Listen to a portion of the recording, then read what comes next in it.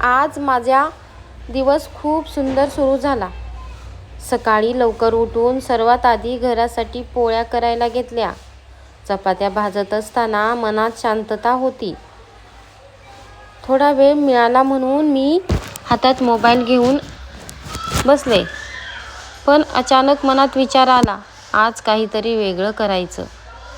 आज देवीच्या दर्शनाला जावं का? आणि बस तिथेच ठरलं.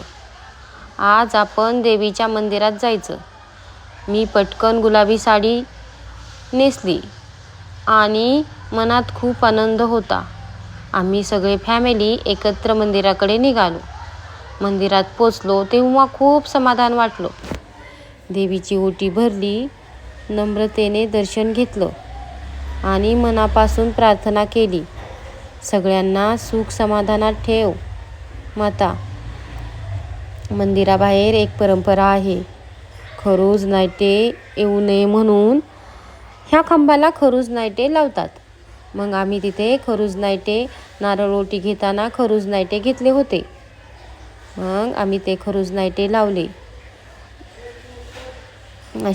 असे एकदम छान असे खरूज नाईटे लावले आणि प्रार्थना केली की आम्हाला खरूज नाईटे येऊ नयेत म्हणून. तिथे आम्ही 2-3 फोटोज काढले. 2-3 कसले चांगले 4-5-6 फोटो. 2-3 फोटोंनी कोणाचं मन भरलंय का? नाही. मग आम्ही 4-5 असे फोटो काढले. दोघांनीही मस्तपैकी फोटो काढले. मिस्टर आणि मी, आम्ही दोघांनी फोटो काढले. मुलांनी आमचे फोटो काढले. नंतर शेजारी गणपती बाप्पाची मूर्ती होती. ती एकदम सुंदर होती मूर्ती.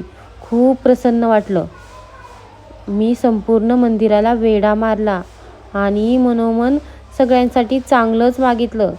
सगळ्यांना सुखात ठेव. मस्तपैकी मंदिराचे मी निरीक्षण केले.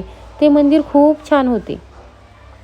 एकदम शांतता, कसलाच आवाज नाही. मनाला खूप छान वाटलं. नंतर माझी भाची आणि मी दोघे चालत होतो आणि माझी भाची नंतर माझ्या पुढे तुरू तुरू अशी धावत होती. तिला मी म्हणत होते, चल पटकन, चल पटकन. पण ती काही ऐकेनाच. ती म्हणायची, अगं थांब ना, अगं थांब ना. हे बघा मग कशी छान अशी पुढे पुढे चालली. नंतर मी म्हटलं तिला चल पटकन. तेही कॅप्चर केलं. खूप गोड क्षण होता तो. नंतर आम्ही दुसऱ्या मंदिरात पण गेलो.